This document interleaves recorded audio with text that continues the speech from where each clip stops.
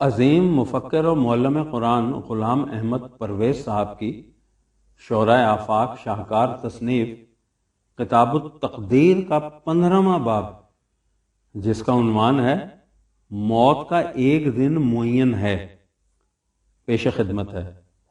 بسم اللہ الرحمن الرحیم۔ کیا یہ حقیقت ہے یا محض شاعری ہے؟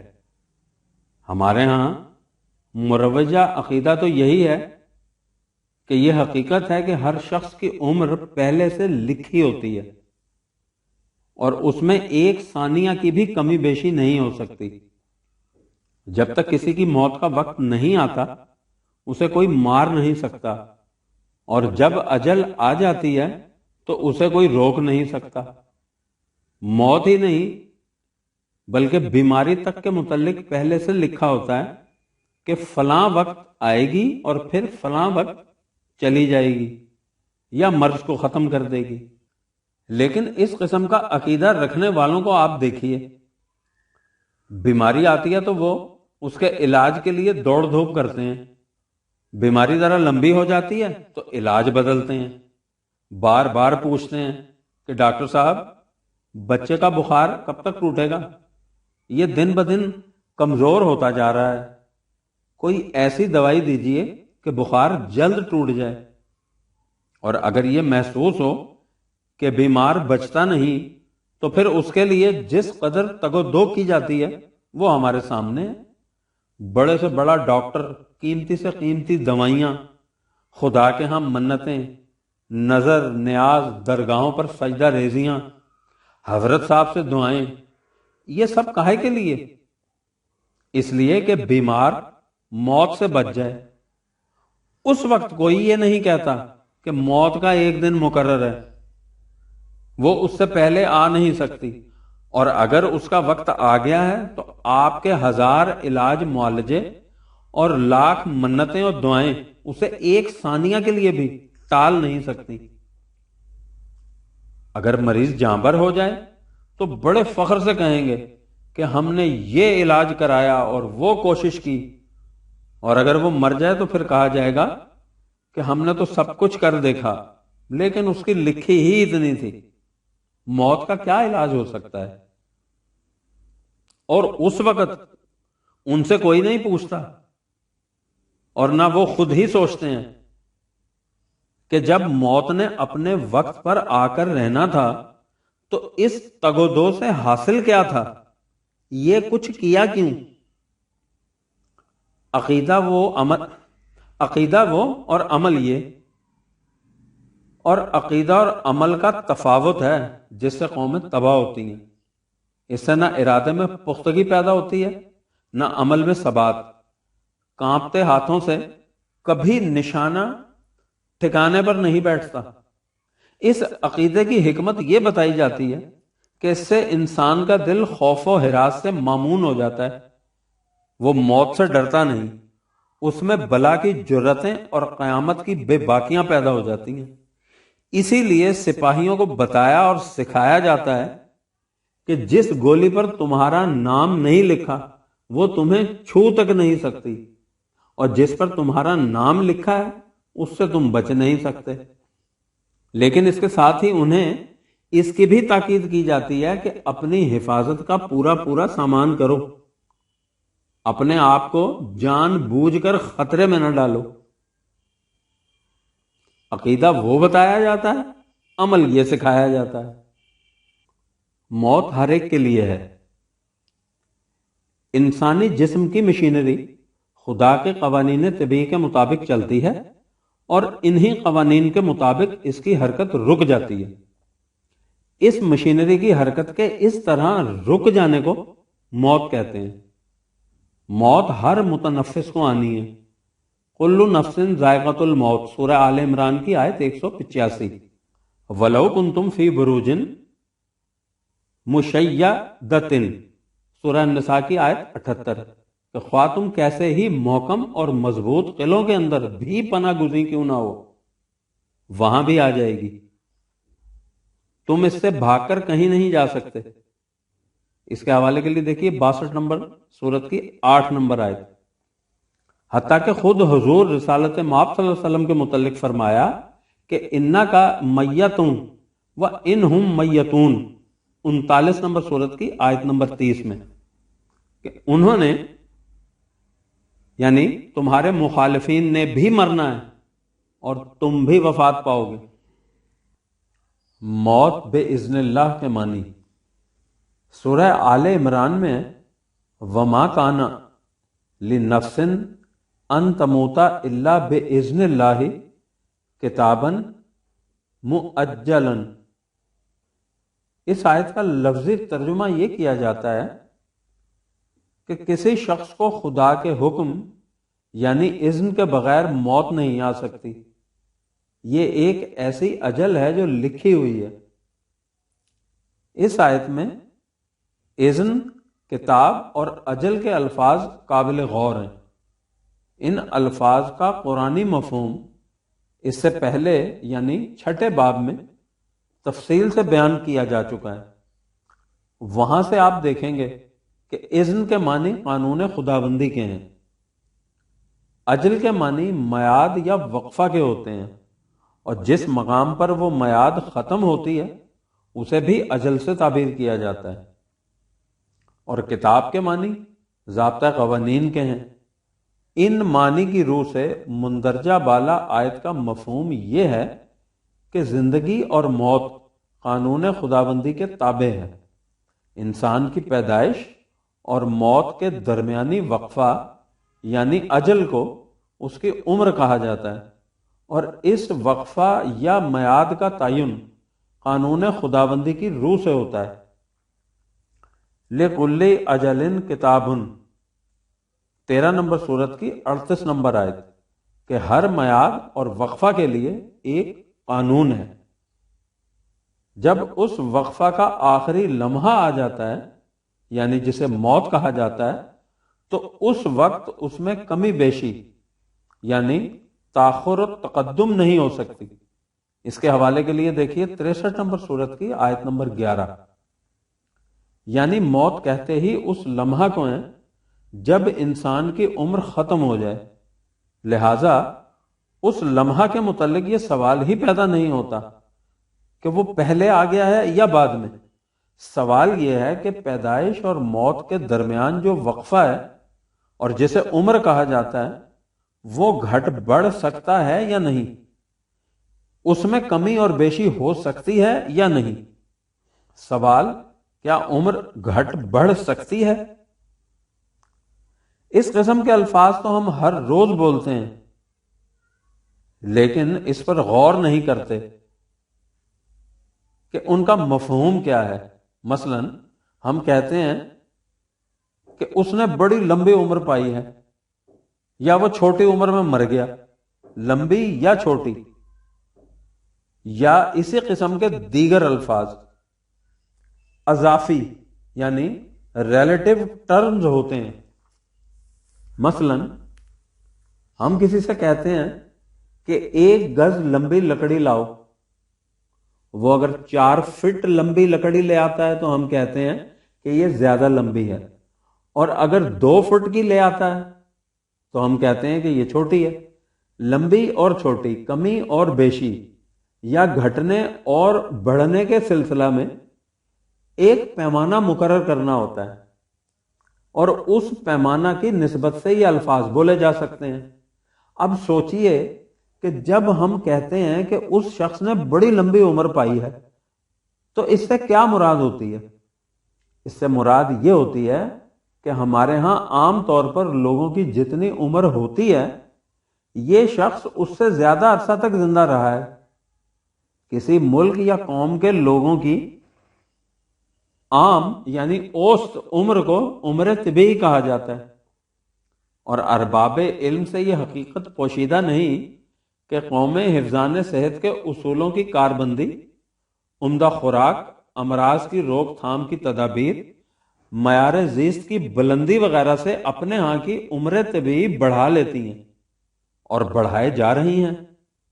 ان کے برعکس جو قومیں ان امور کا خیال نہیں کرتی ان کے ہاں کی عمر طبی نسبتاً کم ہوتی ہے۔ اقوام کی طرح افراد کی بھی یہی کیفیت ہے۔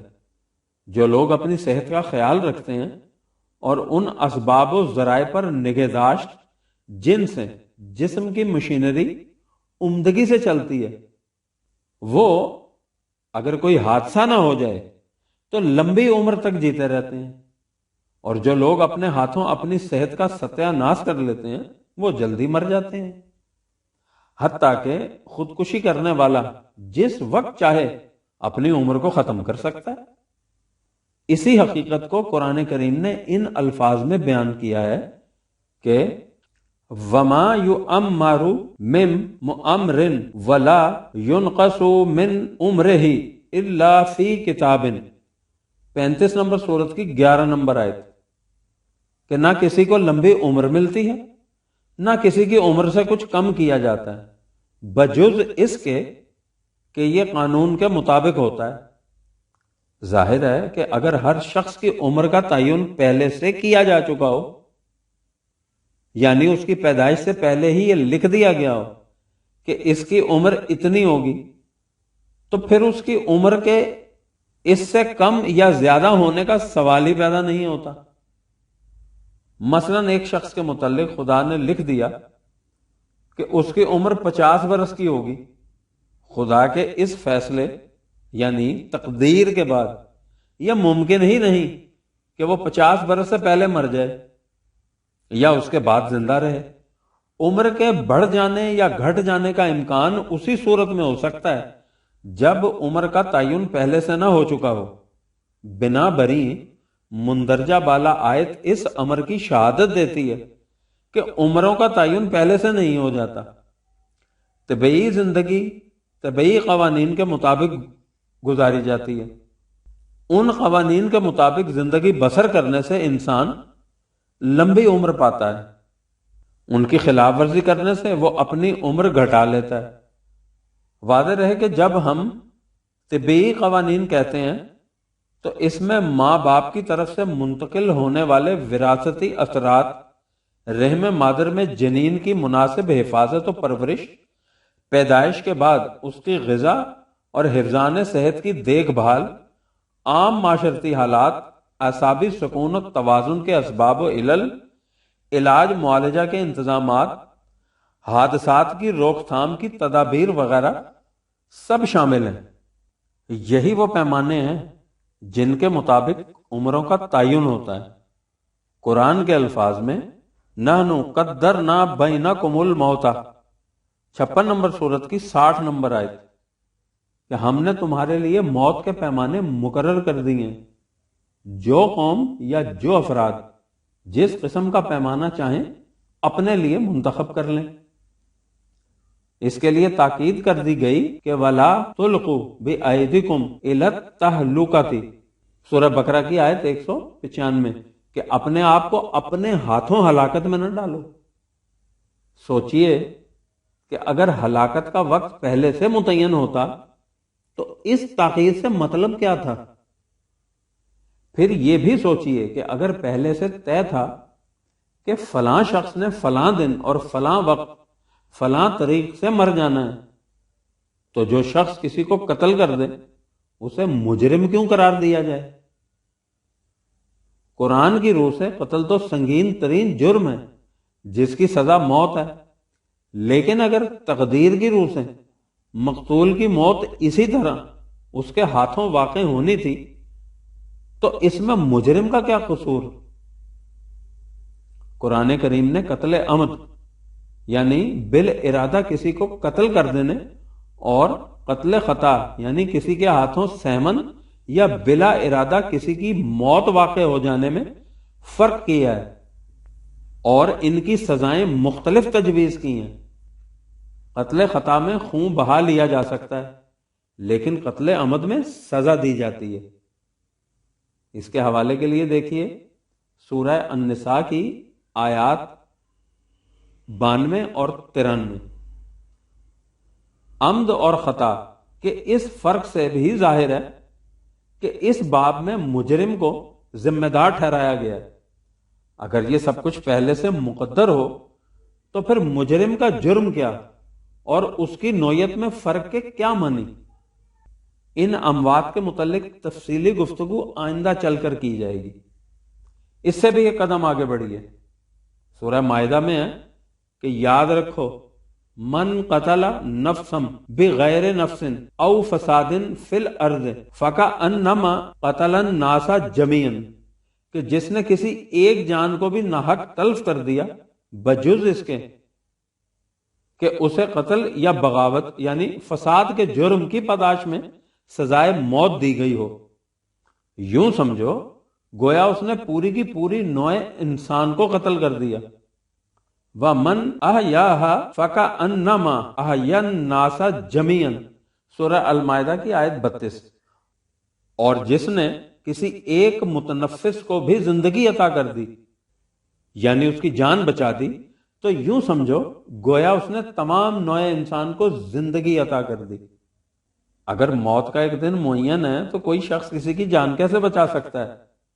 کسی کو مار دینے یا اس کی جان بچا دینے کا امکان تو اسی صورت میں ہو سکتا ہے جب یہ امور پہلے سے فیصلہ شدہ نہ ہو، اور یہی وجہ ہے کہ اور تو اور میدان جنگ میں سر بکف نکلنے والے سپاہیوں تک سے بھی تاکید کر دی کہ خذو حذرکم، سورہ النساء کی آیت 71 میں، کہ اپنی حفاظت کا پورا پورا سامان ساتھ رکھو، ہر قسم کی احتیاطی تدابیر اختیار کرو، حتیٰ کہ یہاں تک بھی تاکید کر دی کہ خطرے کے عالم میں اجتماع صلات کے لیے یہ شکل اختیار کرو کہ ایک گروہ شامل اجتماع ہو تو دوسرا گروہ پیچھے کھڑا ان کی حفاظت کرے، اور ایک سجدہ کے بعد وہ گروہ پیچھے آ کر کھڑا ہو جائے اور محافظ دستہ شامل اجتماع ہو جائے۔ اس کے حوالے کے لیے دیکھیے سورہ النساء کی آیت 102۔